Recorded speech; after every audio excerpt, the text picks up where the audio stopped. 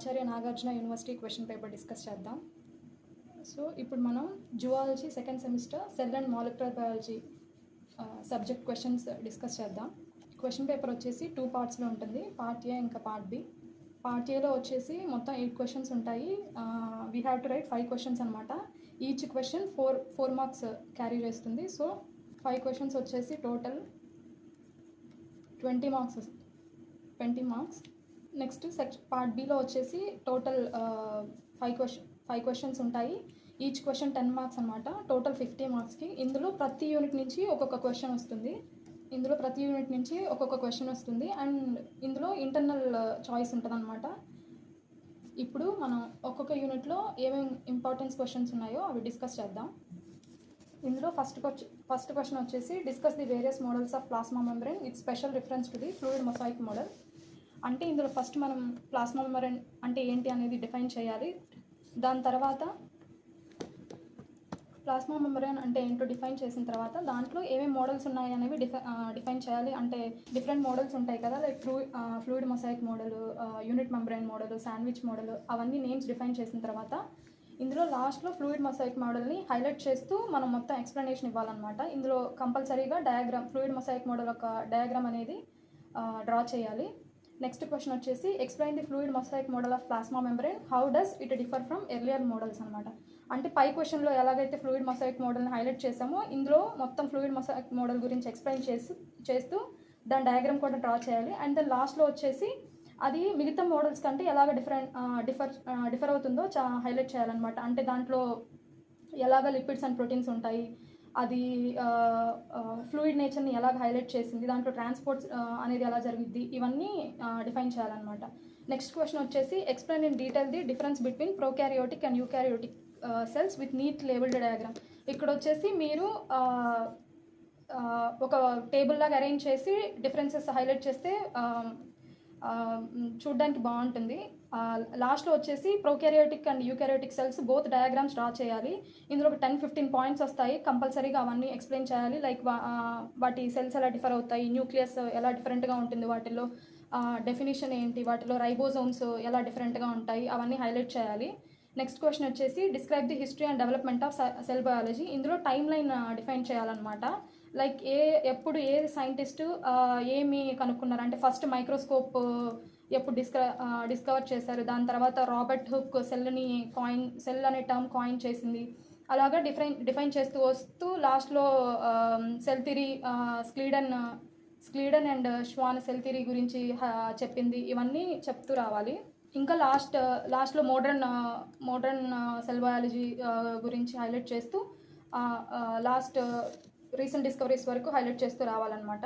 Next question వచ్చేసి write and essay on viroids and mycoplasma. ఇందులో viroids అంటే ఏంటి, మైకోప్లాస్మా అంటే ఏంటి అనేది ఫస్ట్ డిఫైన్ చేయాలన్నమాట. అండ్ దెన్ వీటిలో ఏమంటే దాని యొక్క స్ట్రక్చరు, హోస్ట్, రెప్లికేషను, ఇంకా ససెప్టబిలిటీ అంటే దాన్ని వేటిని ఇన్ఫెక్ట్ చేస్తుంది అనే దాని గురించి చెప్పాలన్నమాట. రెండు డిఫరెంట్గా అంటే విరియాయిడ్స్లో structure, host, replication, structure, susceptibility, and మైక్రోప్లాస్మాలో కూడా అవన్నీ హైలైట్ చేయాలన్నమాట. సేమ్ స్ట్రక్చరు, హోస్ట్, ఇవన్నీ హైలైట్ చేస్తూ చెప్పాలి. నెక్స్ట్ క్వశ్చన్ వచ్చేసి discuss the chemical composition and functions of plasma membrane. ఇందులో వచ్చేసి ఫస్ట్ ప్లాస్మా మెంబ్రేన్ యొక్క ప్లాస్మా మెంబ్రేన్ అంటే ఏంటి అని డిఫైన్ చేసిన తర్వాత అది ఎక్కడ ఉంటుంది, ఏవే సెల్ ఆర్గనల్స్కి ప్లాస్మా మెంబ్రేన్ ఉంటుంది అని చెప్పిన తర్వాత దాని కాంపోజిషన్ అంటే దాని స్ట్రక్చర్ని హైలైట్ చేస్తే దాని composition like lipids, proteins, carbohydrates, అది ఎలాగా ట్రాన్స్ఫర్ చేస్తుంది, దాని యొక్క ఫంక్షన్స్ ఏంటి, అంటే సెల్కి స్ట్రక్చర్ ఇస్తుంది, స్టెబిలిటీ ఇస్తుంది, ట్రాన్స్పోర్ట్లో వర్క్ చేస్తుంది, వీటన్నిటి గురించి చెప్పాలన్నమాట. సెలెక్టివ్ పర్మియబిలిటీ ఉంటుంది దానికి, వాటన్నిటి గురించి హైలైట్ చేస్తూ డిఫరెంట్ కాంపోజిషన్ ఉంటుంది కదా, proteins composition, phospholipids composition, cholesterol composition, carbohydrates composition అంటే ఎంత పర్సంటేజ్ ఉంటుంది, ఇవంతా డిఫైన్ చేయాలి. నెక్స్ట్ ఇంకొకటి ప్లాస్మా మెంబ్రేన్ ఈ క్వశ్చన్ రాసేటప్పుడు కంపల్సరీగా డయాగ్రామ్ డ్రా చేయాలి. నెక్స్ట్ క్వశ్చన్ వచ్చేసి describe viruses, viroids and mycoplasma, highlight the differences and biological significance. ఇది వచ్చేసి డిఫరెన్సెస్గా రాస్తే బాగుంటుంది, ఒక టేబుల్ లాగా డ్రా చేసి పైన చెప్పినట్టు ప్రతి ఒక్క ఆర్గానిజంకి లైక్ వైరసెస్కి, విరియాయిడ్స్కి, మైకోప్లాస్మాకి దాని యొక్క స్ట్రక్చరు, హోస్టు, రెప్లికేషను, ఇంకా బయాలజికల్ సిగ్నిఫికెన్స్, దాని యొక్క ససెప్టబిలిటీ, ఇలాగ డిఫరెంట్ పాయింట్స్ వచ్చేటట్టు ప్రతి ఒక్క దాని గురించి ఒక టేబుల్ లాగా డ్రా చేసి ఎక్స్ప్లెయిన్ చేస్తే క్వశ్చన్ అనేది బిల్డ్ అవుతుంది. నెక్స్ట్ ఇప్పుడు యూనిట్ 2 గురించి చెప్పుకుందాం. దీంట్లో ఫస్ట్ క్వశ్చన్ వచ్చేసి describe the structure and functions of Golgi complex with neat labelled diagram. ఏ సెల్ ఆర్గనల్స్ ఇచ్చినా కానీ ఫస్ట్ వాటి యొక్క ఆ సెల్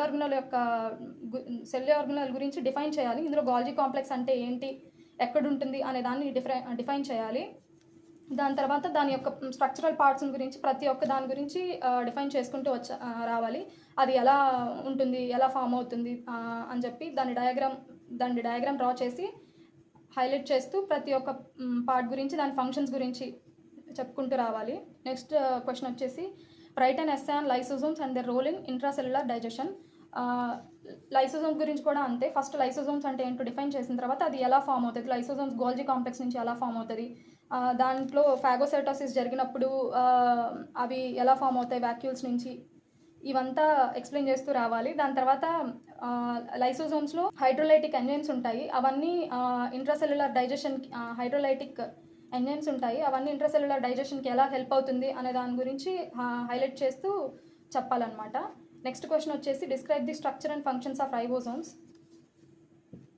ఇది కూడా అంతే. ఫస్ట్ రైబోజోమ్స్ అంటే ఏంటో డిఫైన్ చేయాలి, దాని మెయిన్ ఫంక్షన్ ఏంటో డిఫైన్ చేసిన తర్వాత దాని డయాగ్రామ్ కంపల్సరీ ఈ క్వశ్చన్కి కూడా డయాగ్రామ్ డ్రా చేయాలి.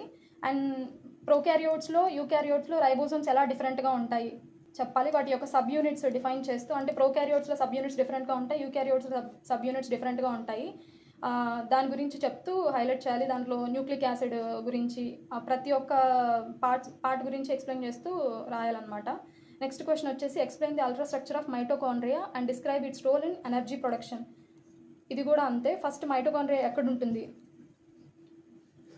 వేర్ ఇట్ ఈస్ ప్రజెంట్ అంత, దాని తర్వాత దాని స్ట్రక్చర్ గురించి ఎక్స్ప్లెయిన్ చేయాలి, అంటే డబుల్ మెంబ్రెయిన్ లేకపోతే ఏంటి అనే దాని గురించి చెప్పాలి. దాని తర్వాత ఎలాగైతే మైటోకాండ్రియా ఏటీపీ ప్రొడక్షన్కి ఎలాగైతే హెల్ప్ చేస్తుందో దాని గురించి హైలైట్ చేస్తూ దాని స్ట్రక్చర్ లైక్ థైలాకోయిడ్ మెంబ్రెయిన్స్ ఎలా ఉంటాయి, స్ట్రోమా ఏంటి, గ్రానా ఏంటి, ఇవన్నీ ఎక్స్ప్లెయిన్ చేసుకుంటూ రావాలి. అండ్ ఇందులో కూడా డయాగ్రామ్ అనేది కంపల్సరీ ఇంపార్టెంట్. నెక్స్ట్ క్వశ్చన్ వచ్చేసి describe the structure and functions of centriole. దీంట్లో కూడా అంతే. సెంట్రియోల్ డయాగ్రామ్ డ్రా చేయాలి అండ్ సెంట్రియోల్ అంటే ఏంటో ఎక్స్ప్లెయిన్ చేయాలి.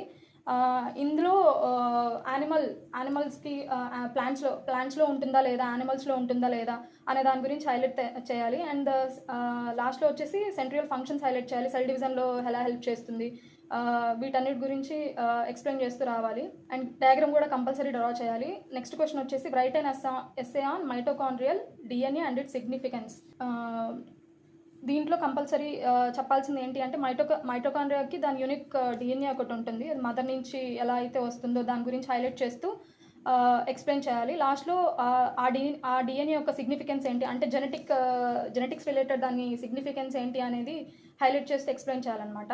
Next compare prokaryotic and eukaryotic ribosomes in detail. పైన చెప్పినట్టు రైబోజోమ్ స్ట్రక్చర్ గురించి ఎప్పుడైతే మనం మాట్లాడుకున్నామో అక్కడ చెప్పినట్టు ఇక్కడ కూడా eukaryotic ribosomes, prokaryotic ribosomes difference ఏంటి, మెయిన్లీ సబ్ యూనిట్స్లో డిఫరెన్స్ వస్తుంది, దాని గురించి హైలైట్ చేస్తూ ఎక్స్ప్లెయిన్ చేయాలన్నమాట.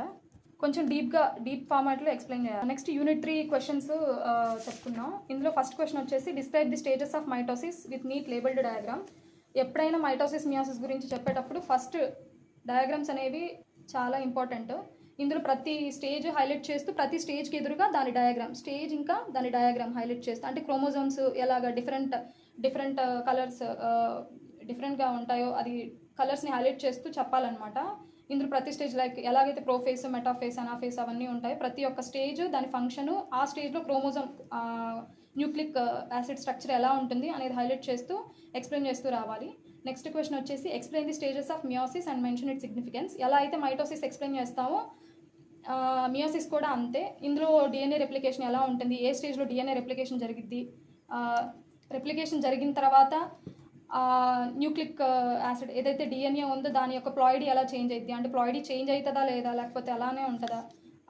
అండ్ మియోసిస్లో వచ్చేసి మియోసిస్ 1, 2 ఎలా అయితే ఉంటుందో ఆ స్టేజెస్ అన్నీ ఎక్స్ప్లెయిన్ చేయాలి. మియోసిస్లో మళ్ళీ ప్రోఫేస్లో లెప్టోటిన్, జైగోటిన్, ప్యాకిటిన్ ఎలా అయితే స్టేజెస్ ఉంటాయో ఆ స్టేజెస్ కూడా ఎక్స్ప్లెయిన్ చేయాలి. నెక్స్ట్ క్వశ్చన్ వచ్చేసి అండ్ డయాగ్రామ్స్ కంపల్సరీగా ఎక్స్ప్లెయిన్ చేయాలి మియోసిస్, మైటోసిస్లో. నెక్స్ట్ క్వశ్చన్ వచ్చేసి write and essay and abnormal cell growth with reference to cancer. ఇందులో ఫస్ట్ మనం అసలు క్యాన్సరస్ సెల్ గ్రోత్ అంటే ఎట్లా ఉంటుంది, దాని క్యారెక్టరిస్టిక్స్ ఏంటి, అంటే లైక్ అన్కంట్రోల్డ్ సెల్ డివిజన్ జరిగిద్ది, మెటాస్టాసిస్ జరిగిద్ది, ట్యూమర్ ఫార్మేషన్ ఎలా అయింది, ఇవన్నీ హైలైట్ చేసుకుంటూ ఎక్స్ప్లెయిన్ చేస్తూ రావాలి. ఇది థియరిటికల్ క్వశ్చనే. నెక్స్ట్ క్వశ్చన్ వచ్చేసి describe glycolysis in detail with its energy yield. ఇందులో వచ్చేసి గ్లైకాలసిస్ సైకిల్ గురించి ఎక్స్ప్లెయిన్ చేస్తూ రావాలి. గ్లైకాలసిస్కి డిఫరెంట్ నేమ్స్ ఏమన్నా ఉంటే అవి హైలైట్ చేయాలి. ప్రతి ఒక్క స్టెప్ ఆ రియాక్షన్ యొక్క పేరు, ఆ రియాక్షన్లో ఇన్వాల్వ్ అయ్యే ఎంజైమ్స్ ఏవైతే ఉంటాయో reaction name, enzymes, and then ఏమైనా ఎనర్జీ కాంపౌండ్స్ ఇన్వాల్వ్ అవుతాయి, లైక్ ఏటీపీ యూసేజ్ ఉందా, లేకపోతే ఎన్ఏడిపి యూసేజ్ ఉందా, లేకపోతే ఫాస్ఫోరిలేషన్ జరిగితే ఏడీపీ కన్వర్ట్ అవుతుందా అని ప్రతి ఒక్క స్టెప్లో ఏవేవైతే ఇన్వాల్వ్ అవుతున్నాయో అవన్నీ హైలైట్ చేస్తే లాస్ట్లో సైకిల్ అంతా అయిపోయిన తర్వాత ఎంత ఎనర్జీ ఈల్డ్ అవుతుంది, అంటే how many ATPs or NADPs are producing అనేది హైలైట్ చేస్తూ మనం ఎక్స్ప్లెయిన్ చేయాలన్నమాట. At the end of the cycle మనం గ్లైకాలసిస్ ఒక సైకిల్ డయాగ్రామ్, అంటే ఏమేమి రియాక్షన్స్ అవుతో ఇన్వాల్వ్ అవుతుందో విత్ నేమ్స్ తోటి సైకిల్ డయాగ్రామ్ డ్రా చేయాలి. నెక్స్ట్ వచ్చి explain Krebs cycle with neat labelled diagram and ATP yield. Same పై క్వశ్చన్ లాగే ఇందులో కూడా క్రెబ్ సైకిల్లో ఏవేవైతే స్టెప్స్ ఉంటాయో అవన్నీ హైలైట్ చేస్తూ అందులో ఏవేవైతే స్టెప్స్, ఇంకా స్టెప్స్ నేమ్స్, ఇంకా ఎంజైమ్స్, ఇంకా ఏ స్టెప్లో ATP, NADP or any other cofactors ఏమన్నా ఇన్వాల్వ్ అవుతున్నాయా అలాంటివన్నీ హైలైట్ చేస్తూ లాస్ట్లో ఎంత ఎనర్జీ ఈల్డ్ వస్తుంది అనేది ఎక్స్ప్లెయిన్ చేస్తూ రాయాలన్నమాట క్వశ్చన్. అండ్ లాస్ట్లో దీనికి కూడా డయాగ్రామ్ డ్రా చేయాలి. నెక్స్ట్ క్వశ్చన్ వచ్చేసి describe the electron transport system and oxidative phosphorylation. ఇది కూడా అంతే, ఎలక్ట్రాన్ ట్రాన్స్పోర్ట్ సిస్టమ్ యొక్క చైన్ డయాగ్రామ్ ఉంటుంది. ఆ డయాగ్రాము దాంట్లో oxidative phosphorylation, especially electron transport సిస్టంలో ఆక్సిడేటివ్ ఫాస్ఫోరిలేషన్ అనే ప్రాసెస్ని హైలైట్ చేస్తూ క్వశ్చన్ ఎక్స్ప్లెయిన్ చేయాలి. లాస్ట్లో డయాగ్రామ్ డ్రా చేయాలి. నెక్స్ట్ క్వశ్చన్ వచ్చేసి compare mitosis and meiosis in detail. ఇది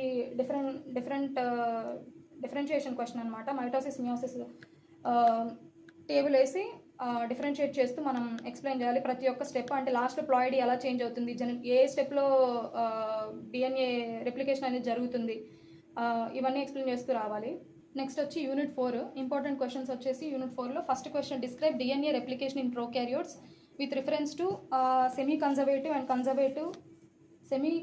అండ్ సెమీ డిస్కంటిన్యూస్ మెకానిజం. ఈ టూ మెకానిజమ్స్ని హైలైట్ చేస్తూ ఇందులో ఏవేవి ఎంజైమ్స్ ఇన్వాల్వ్ అవుతున్నాయి, డిఫరెంట్ ఎంజైమ్స్ ఇన్వాల్వ్ అవుతాయి కదా, లైగేజెస్, ఇలాంటి ఎంజైమ్స్ అన్నీ ఇన్వాల్వ్ అవుతాయి కదా, ఇలాంటివన్నీ మెన్షన్ చేస్తూ and each and every enzyme యొక్క ఫంక్షన్ హైలైట్ చేస్తూ క్వశ్చన్ రాయాలి. అండ్ 2 డిఫరెంట్ మెకానిజమ్స్ కాబట్టి 2 డిఫరెంట్ హెడ్డింగ్స్ పెట్టి ఏ మెకానిజంలో అయితే ఏవే ఎంజైమ్ ఇన్వాల్వ్ అవుతుందో ఆ enzyme plus function and mechanism. దీంట్లో కూడా అంతే, సెమీ డిస్కంటిన్యూస్ మెకానిజంలో కూడా ఆ ఎంజైము, ఫంక్షను, ఇంకా ఆ మెకానిజం హైలైట్ చేస్తూ క్వశ్చన్ బిల్డ్ చేయాలి, ఆన్సర్ బిల్డ్ చేయాలి. అండ్ ద నెక్స్ట్ క్వశ్చన్ వచ్చేసి explain the origin and propagation of replication fork in DNA replication. ఇందులో డిఎన్ఏ రెప్లికేషన్ జరిగేటప్పుడు ఎలా రెప్లికేషన్ ఫోర్క్ అనేది ఫామ్ అవుతుంది, అంటే ఫస్ట్ స్పెసిఫిక్ డిఎన్ఏ సీక్వెన్స్ ఉంటుంది కదా, ఆ సీక్వెన్స్ దగ్గర రెప్లికేషన్ ఫోర్క్ ఫామ్ అయింది, అది ఏంటి దాని గురించి. తర్వాత లీడింగ్ అండ్ లాగింగ్ స్ట్రాండ్స్ ఉంటాయి కదా, వాటి గురించి, ఏమేమి ప్రోటీన్స్ ఇన్వాల్వ్ అవుతాయి, ఏమేమి ఎంజైమ్స్ ఇన్వాల్వ్ అవుతాయి, వాటన్నిటి గురించి హైలైట్ చేస్తూ వాటి యొక్క ఫంక్షన్స్ మెన్షన్ చేస్తూ ఆన్సర్ బిల్డ్ చేయాలి. నెక్స్ట్ క్వశ్చన్ వచ్చేసి describe transcription in prokaryotes, initiation, elongation and termination. ప్రోకారియోట్స్లో ట్రాన్స్క్రిప్షన్ ప్రొసీజర్ గురించి హైలైట్ చేస్తూ ఎక్స్ప్లెయిన్ చేయాలన్నమాట. అంటే ప్రతి స్టెప్ లైక్ ఇనిషియేషను, ఎలాంగేషన్, లాస్ట్లో ఎలా టెర్మినేట్ అవుతుంది దాని గురించి ఎక్స్ప్లెయిన్ చేస్తూ ప్రతి ఒక్క స్టెప్లో ఏవేవైతే ఎంజైమ్స్ ఇన్వాల్వ్ అవుతాయి ఆ ఎంజైమ్స్, ఇంకా వాటి యొక్క ఫంక్షను ప్లస్ డయాగ్రామ్ అనమాట. Diagram compulsory important. వేటి గురించి అయినా ఈవెన్ రెప్లికేషన్ ఫోర్క్ గురించి మాట్లాడేటప్పుడు కానీ, లేకపోతే సెమీ కన్జర్వేటివ్ రెప్లికేషన్ గురించి మాట్లాడేటప్పుడు కానీ, ఇవి అన్ని క్వశ్చన్స్లో డయాగ్రామ్ అనేది చాలా ఇంపార్టెంట్. అండ్ ఇంకా ఎంజైమ్స్, ఇంకా వాటి ఫంక్షన్స్ కూడా చాలా ఇంపార్టెంట్. ఇంకా నెక్స్ట్ క్వశ్చన్ వచ్చేసి write and essay on post transcriptional modification in prokaryotes. దీంట్లో వచ్చేసి ప్రొకారియోట్స్లో